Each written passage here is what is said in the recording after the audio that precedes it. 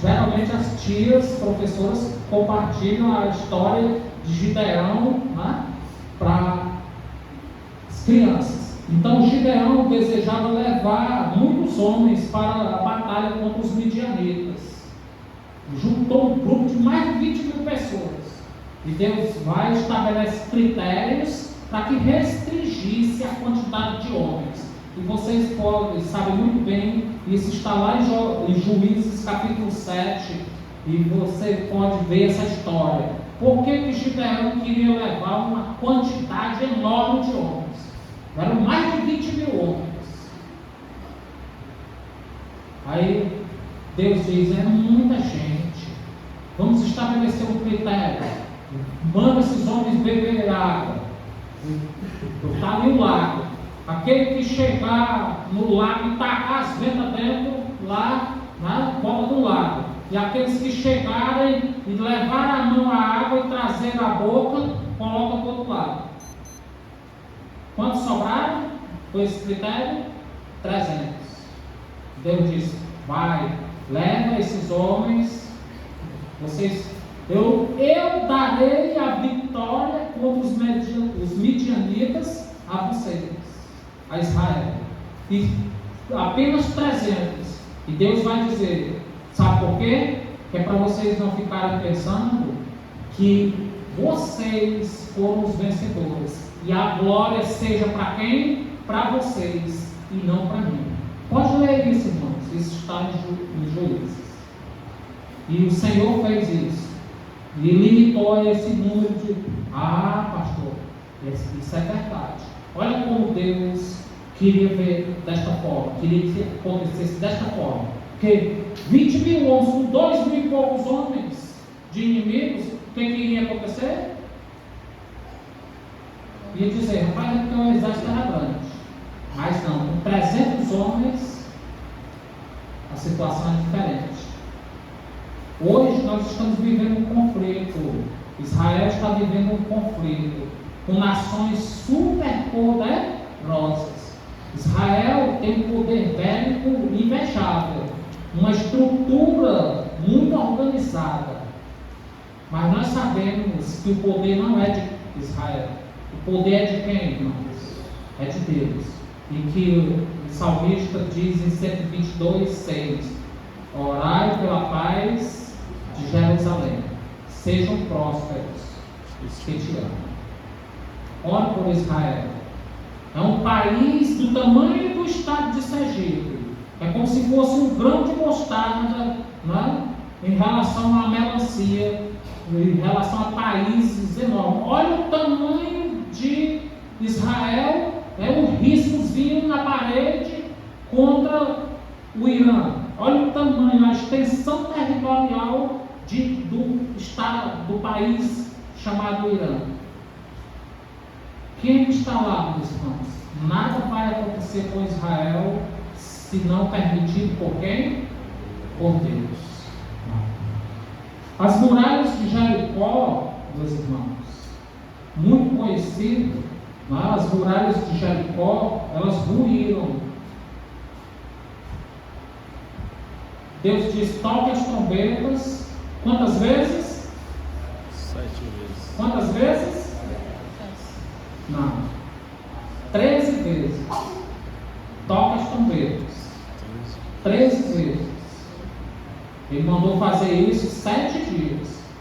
Nos 6 primeiros dias, era rodear uma vez, tocando as trombetas. E depois seria 7 vezes. Então 7 com 6, 13 vezes.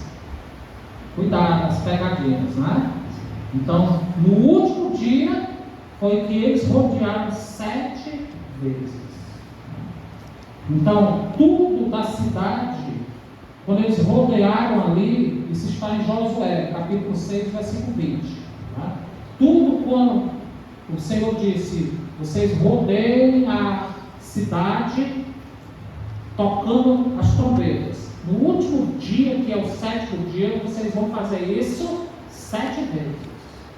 E quando eles tocaram as trombetas, mas Deus tinha advertido o exército antes. Tinha dito para Josué e tinha instruído os líderes ali.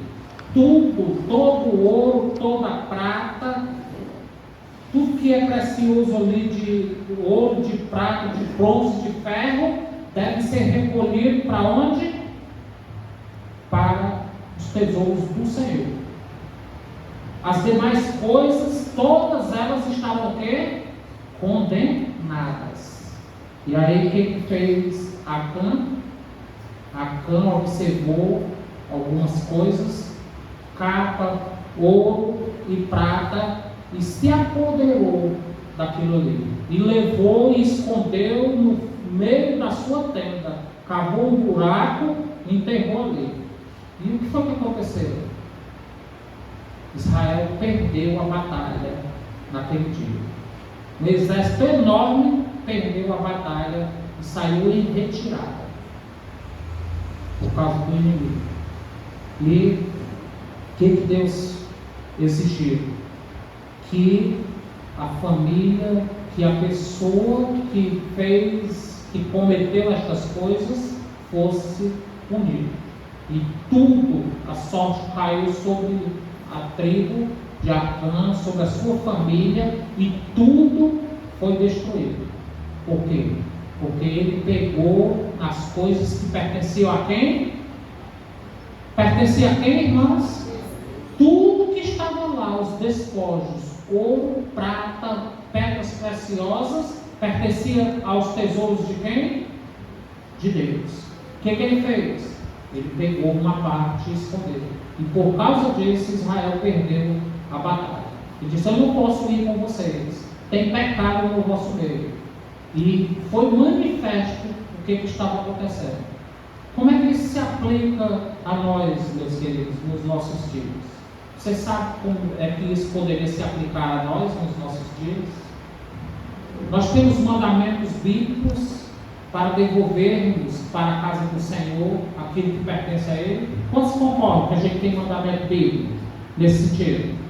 Tem ou não tem? Tem. Graças a Deus, tem menos 5 aqui que concordam que tem. Os outros eu não sei se não entenderam a pergunta. Nós temos mandamentos bíblicos para consagrar a Deus, para devolver para Deus o que pertence a Ele. Temos ou não temos? Amém. Temos. Malaquias capítulo 3 diz o quê? Trazei todos os dízimos para a casa do Senhor, a casa do tesouro. Ele disse isso, não diz? O que é que nós fazemos? Nós trazemos, alguns traz, outros não. Quais são as promessas que o Senhor promete ali, que Ele faz sobre o povo que obedece?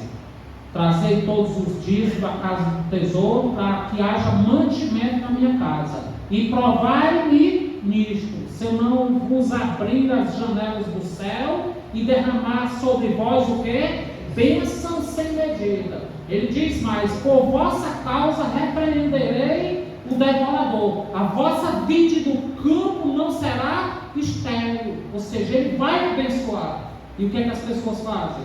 Por falta de fé, pela desonra a Deus, as pessoas deixam de quê? De contribuir, de cumprir com o mandamento de Deus.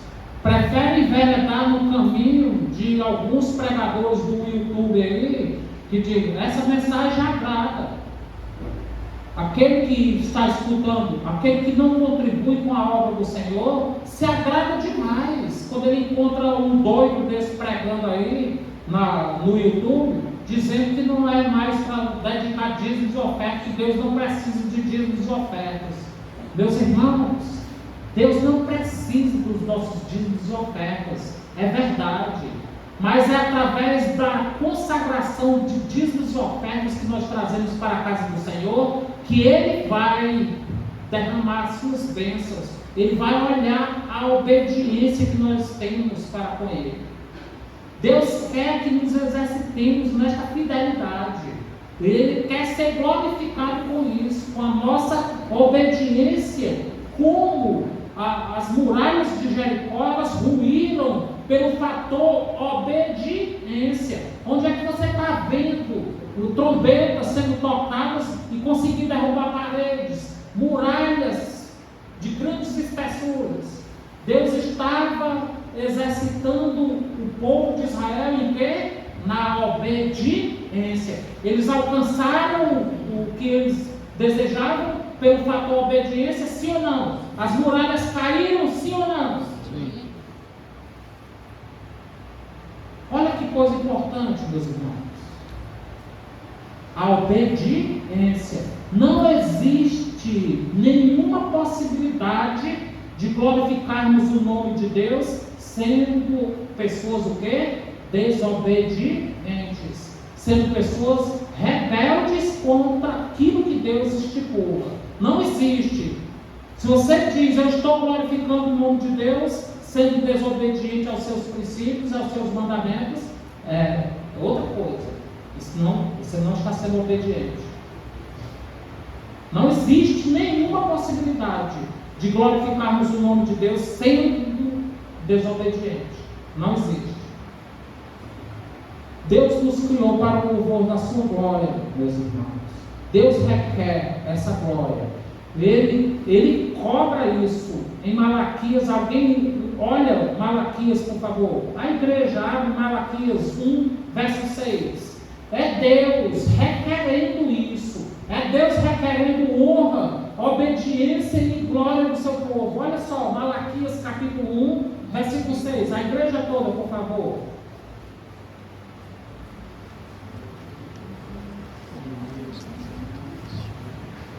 O que diz? Todos.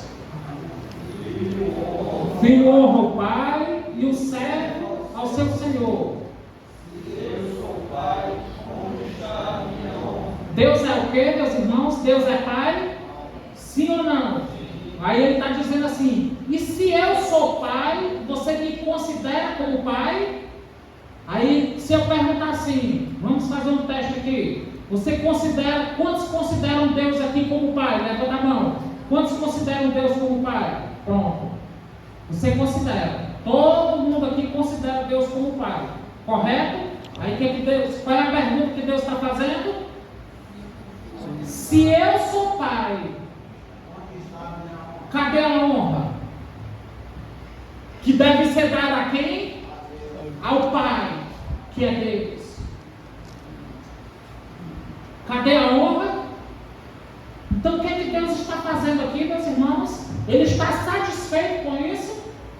Ou ele está fazendo uma cobrança para as pessoas?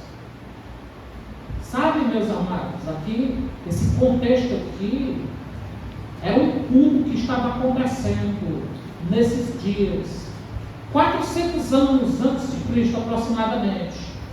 As pessoas estavam enchendo o templo do Senhor. Os sacerdotes que estavam lá eram corruptos. E Deus estava fazendo. Deus vai continuar dizendo: que tivesse quem se colocasse na porta para impedir que vocês entrassem aqui. Pode continuar lendo Malaquias, que ele vai dizer. Era uma decadência terrível nesses dias aqui. Depois desse tempo aqui, Deus passou 400 anos de silêncio, sem falar mais nada, sem revelar mais nada para que fosse escrito, mais nada. Olha como Deus estava triste. Aí a gente está achando que a nossa vida cristã se restringe, o que, meus irmãos? A botar a Bíblia debaixo do braço e ir nos cultos na igreja. Entendeu, Carol? A vida cristã exige que a gente bote a Bíblia debaixo do braço e venha para os cultos, porque ele diz que a gente não deve o quê? Deixar de congregar. Mas não se restringe só a isso não, amados. Não se restringe só a isso. Para onde é que você cuidar para que a igreja não seja um culto social? Se assemelha a um culto social, para onde é que você vai? Não, já estou acostumado a ir para a igreja, se eu não for, o pastor fica enchendo o saco a semana todinha. Então eu tenho que ir para o culto. Mesmo contra a vontade, nem para dormir, né? Eu vou para a igreja.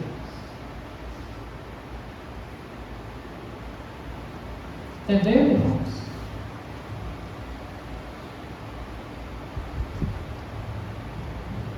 Sabe, meus irmãos, você sente o desejo de glorificar a Deus? Você sente esse desejo? Isso é bom. Você sentir esse desejo. Mas sabe quais são as advertências que nós precisamos fazer? Que biblicamente a glorificação do nosso Deus, ela não acontece em momentos favoráveis para nós. Ela vai acontecer, Deus vai providenciar o quê? Momentos difíceis, circunstâncias das mais difíceis. Eu advirto vocês em relação a isso. Veja, pastor, então, eu já estou vivendo um caos na minha vida, ainda vai vir mais dificuldade. Agora, sabe qual é a diferença, meus amados? Sabe o que é bom quando se deseja glorificar a Deus? É que quando ele observa isso, além dele permitir a situação difícil, ele vai providenciar o socorro. Ele vai nos cumular de tudo aquilo que precisamos para glorificar o nome dele. Quem nos ajuda a glorificar o nome, não sou eu que glorifico com as minhas forças, é Ele que me dá o que eu necessito para glorificar o seu santo nome. Ele é quem faz isso. Então, entenda bem o que eu estou dizendo, nós vamos mostrar biblicamente aqui. Você deseja glorificar, nós fomos criados para quê? Para a glória de Deus. Você deseja glorificar o nome do Senhor? Amém. Quer glorificar o nome do Senhor? Pois entre em oração. Busque conhecimento da palavra, para que você tenha sensibilidade pelo Espírito, para você reconhecer que as circunstâncias que sobrevirão sobre ti, Deus deseja ser glorificado com elas. Exemplo. Talvez você seja uma daquelas pessoas que está hoje, digamos, um exemplo aqui, né? Talvez você não tenha o dinheiro para comprar 1 quilo de carne amanhã. E você, quando sai daqui, você vai lá no botequim do vizinho ali e vai dizer: me dê 2 ovos aí, para me torrar e fazer uma farofa com um suco de limão e comer e dormir. Um exemplo. Aí você vai, mete a mão no bolso com aqueles 10 reais que você tem, entrega para a senhora lá do botequim. Aí ele comprou 2 ovos, aí lá vem ele entregando 99 reais para você, ou 98 reais. 98 reais para você. Você entregou 10 reais e a pessoa está devolvendo para você quanto? 98 reais. Você é daquelas pessoas que diz: Deus está me abençoando. Ou vai ser aquela pessoa que vai dizer assim: se separa os 8 aqui e devolve para a pessoa os 90. Ciente de que está acontecendo o quê? Um engano por parte daquela pessoa. Você bota o dinheiro no bolso e vai para casa. Onde é que Deus foi glorificado? Com a sua atitude? Em nada. Não, mas ela entregou com as mãos dela e ninguém viu, só Deus é quem está sabendo. Pois é, esse é o problema. O que Deus viu. O que você fez? Você teve a oportunidade. Deus lhe envolveu numa circunstância. Deus permitiu. Pastor, isso é coisa do diabo, não é coisa de Deus não. Porque uma tentação dessa daí, eu liso, né? Liso, leso e louco, comprando fiado, pedindo troco, aí vem um dinheiro desse. Não, o Senhor está dizendo, não. Ou seja, Deus nos envolveu numa circunstância, em uma situação, nos dando a oportunidade de que, meus irmãos? glorificá-lo. Onde é que tem gente devolvendo dinheiro hoje aí? Você encontra isso todo dia? Não. Mas no mínimo aquela senhora da banca ia dizer assim: o senhor é crente, não é? A senhora é crente em Jesus Cristo, não é? Deus teria sido glorificado se isso tivesse acontecido, sim ou não? Sim. Sim. Quantas vezes você roubou? Deus providenciou a situação e você não glorificou a Deus.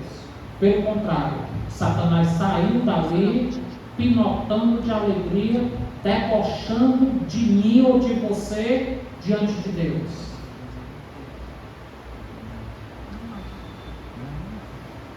Você já pensou nisso? Ou seja, Deus permitiu a circunstância, você poderia glorificar, e Ele iria o quê? Retribuir, sem dúvidas, Deus iria lhe retribuir. Porque é isso que Deus faz, quando a pessoa visa a glorificação do nome dEle. Ele providencia. Meus irmãos, basta contar uma história bíblica aqui para vocês, para que a gente não seja tão extenso. Quantos conhecem a história de Sadraque, Mesaque e Abednego? Se não conhecer, se a igreja não conhecer, nós vamos ler o texto todinho. A igreja conhece, sim ou não? Quantos conhecem? Baixa a mão. Quantos não conhecem a história de Sadraque, Mesaque e Abednego? Quantos não conhecem? Pois abre a Bíblia e vai ler. Capítulo 3, tá certo? De Daniel. Tá certo? Capítulo 3 de Daniel, hoje você vai ler em casa, tá bom? Né?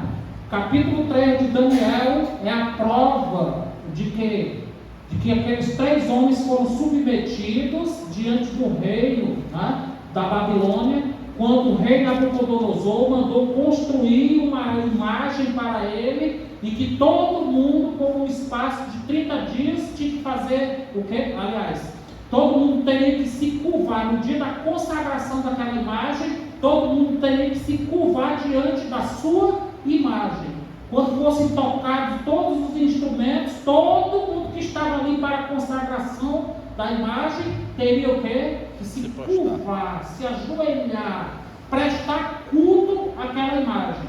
Os instrumentos foram tocados e observaram, né, que 3 homens estavam de pé: Sadraque, Mesaque e Abednego. E os puxa-saco do rei chegaram logo: "Oi, rei, os engraçadinhos aí que são lá de Judá."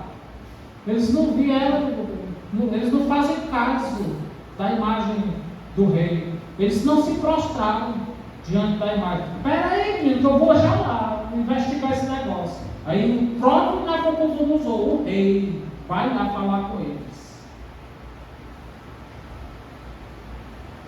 É verdade, ó Sadraque, Mesaque e Abednego, que você não se curvou diante da imagem, nem faz culto dos meus deuses, e isso e aquilo? É verdade. Isso. Eu vou dar oportunidade de novo, viu? Vou dar oportunidade de novo. Vamos tocar os instrumentos e vocês se curvem. Se não se curvar, se não adorar a imagem que eu criei, vocês vão ser lançados aonde? Na fornalha acesa. Acende aí, menino, 7 vezes mais essa fornalha. Bota mais no rei, já está muito quente, né? Já tá... Não, aumenta o fogo. Eles vão ter que se curvar agora. Aí, quem é o Deus que poderá livrar das minhas mãos? O que eles responderam? Ó rei Nabucodonosor, quanto a isso, nós não temos que te responder. O nosso Deus, a quem servimos, se Ele quiser, olha que coisa importante, se Ele quiser, nós servimos a Ele, e se Ele quiser, Ele nos livrará. Se Ele não quiser, fica sabendo, ó rei, que nós vamos tostar lá no fogo, mas nós não vamos nos curvar diante da tua imagem. Tá bom, toca os instrumentos, que eu quero ver se isso vai ser verdade agora. Tocar os instrumentos. Quem foi que permaneceu de pé? Sadraque, Mesaque e Abednego. Essa era a circunstância. Era uma situação difícil, sim ou não? Sim. Muitos de nós teríamos nos culpado, não é, irmãos? Pela fraqueza da nossa fé, pela fraqueza da nossa obediência. Nem precisava muita coisa.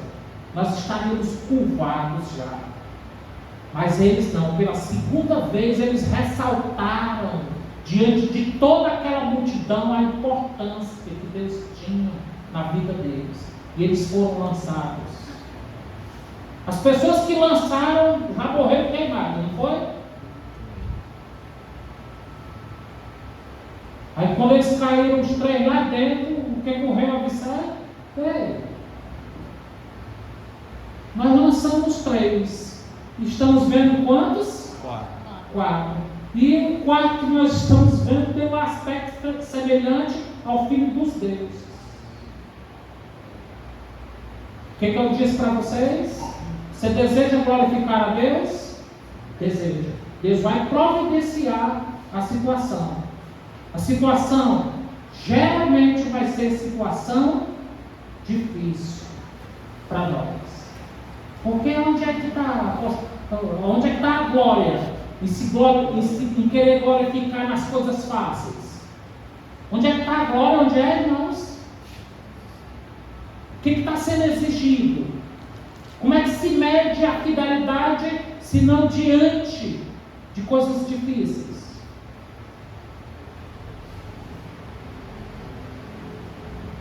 Deus providenciou a circunstância que não era favorável, era uma situação difícil, mas Sadraque, Mesaque e Abednego eram pessoas espirituais, eram pessoas firmes com Deus.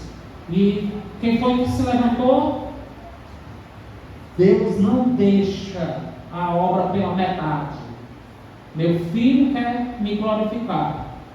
E eu digo para vocês, ninguém está mais interessado em nos ajudar a fazer a sua vontade do que quem?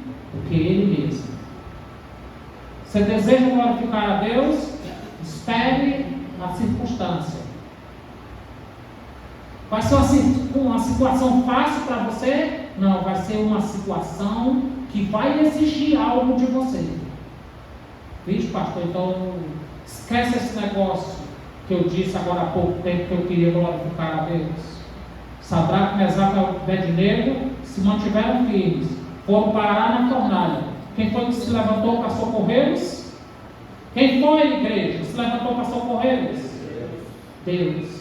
Deus permitiu que o fogo gerasse dano sobre eles?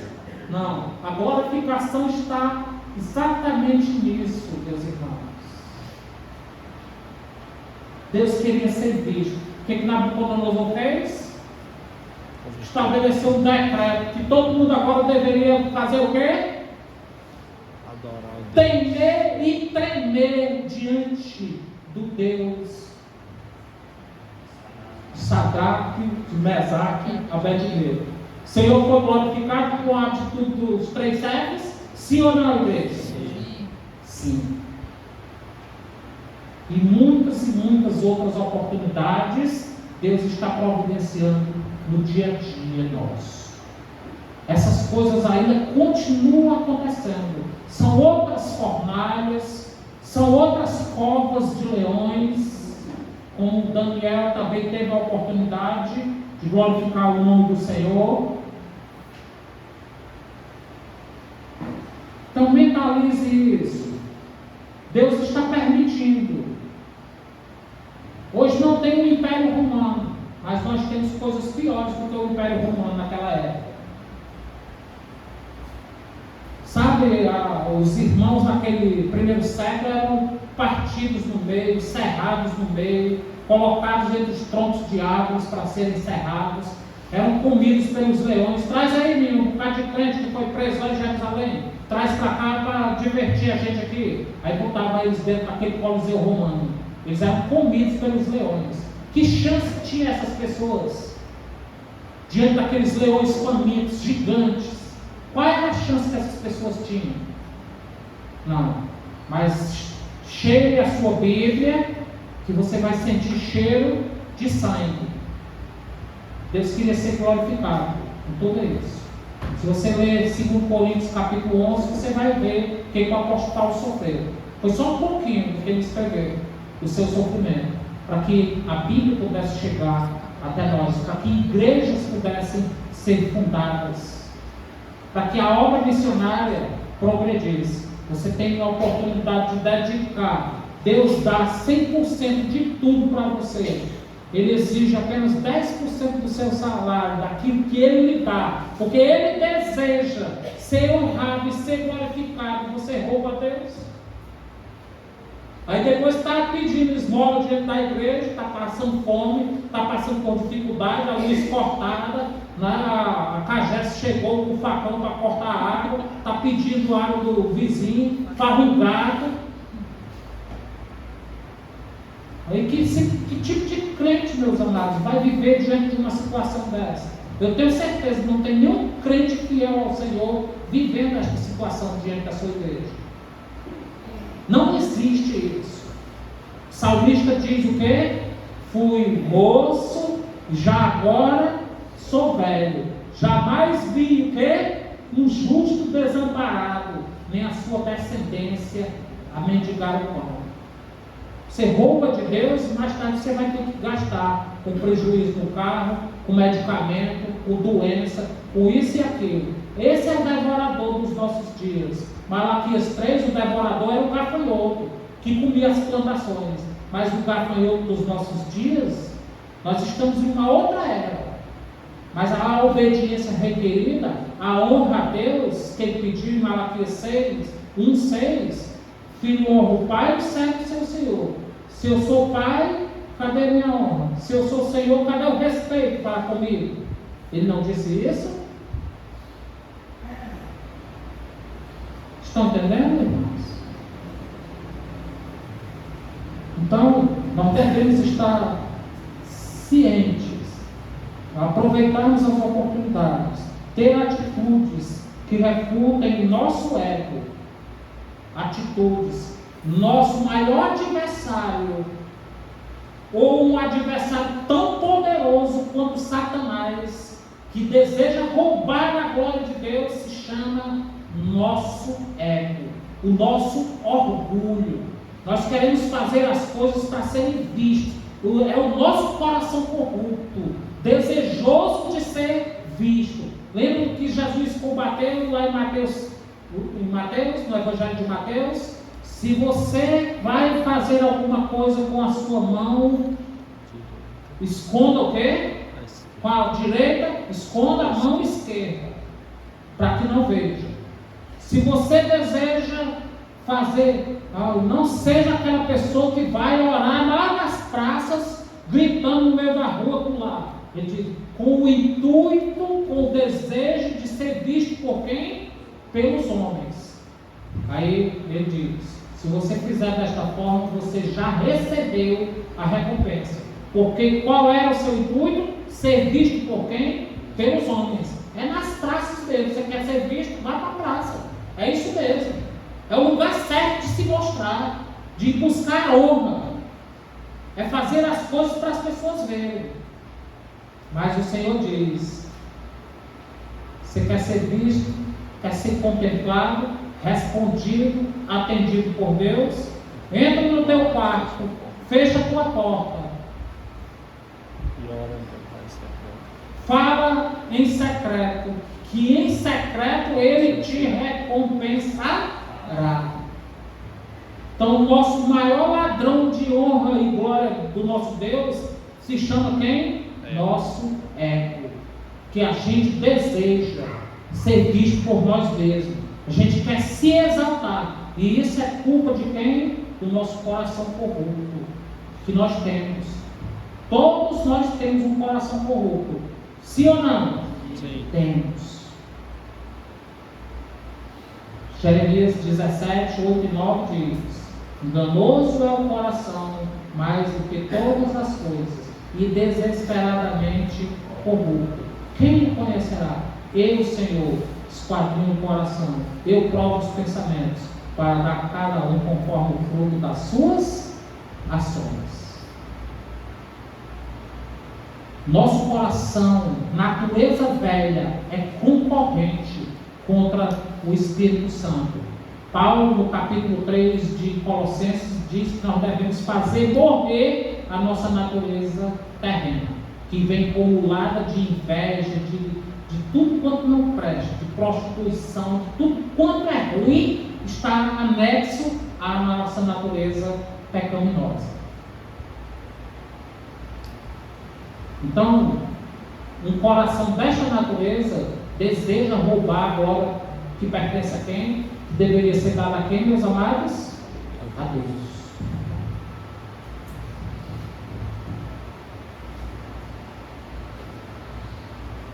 Os resultados, meus queridos, os resultados de uma provação, daquela situação na qual fomos submetidos, onde Deus desejava ser glorificado, os resultados sempre devem glorificar o nome de quem? De Deus. Jesus Cristo vai dizer em João capítulo 15, versículo 5, ele vai dizer assim: sem mim nada podeis fazer. Deus nos envolve nessas circunstâncias, Ele nos capacita, Ele supre para alcançarmos os resultados. Ele espera que no final o nosso coração reconheça e dedique a Deus esses resultados, pois sem Ele nós não seríamos capazes de fazer. Quando você fizer uma coisa, meu irmão, minha irmã, que alguém chegar, oh, parabéns, fulano, parabéns, dona Maria, né? Teu coração, eu te advirto, teu coração quer isso. Quem não quer receber elogios? É mentira sua se você disser que não quer receber elogios. Nosso ego, nosso orgulho, nosso coração deseja isso. Ele é alimentado por isso. Mas quando uma pessoa deseja glorificar a Deus, que ela recebe um elogio, bate nela e ela transmite para onde? Para Deus. Louvado seja o nome do Senhor. Ao Senhor seja toda honra e toda glória. Eu sou apenas um instrumento. Faça isso. Se exercite nisso, você vai ver mudanças significativas na sua vida. Seu desejo de ser um jovem, uma jovem que quer glorificar o nome de Deus, Ele vai te transportar de uma condição para outra tão sublime que você vai se espantar. Aqueles homens prosperaram diante daquele reino, o reino da Babilônia. Os homens de Deus prosperaram lá, tanto Sadraque, Mesaque e Abednego, quanto o próprio Daniel. Daniel se tornou um ícone dentro da Babilônia, um homem de referência, um espírito excelente que o rei desejava implantar diante de todo o reino. Daniel 6 mostra isso. Você quer ser uma pessoa que deseja glorificar a Deus? Fique sabendo, você também será abençoado. Quando você deseja glorificar a Deus, Deus também vai te abençoar. Eu conheço pessoas que estão vivendo isso, que foram retiradas do fundo do poço, que hoje servem a Deus, que tem Deus como Senhor em suas vidas, que vivem hoje uma vida tranquila, que vivem gozando das bênçãos do Senhor. Sabe por quê? Porque aprenderam, sentem o desejo de glorificar o nome de quem? De Deus. Então, meus irmãos, espere isso. Quando isso acontece, Deus se agrada, Deus é honrado, sua glória é exaltada, seu propósito se cumpre na nossa vida.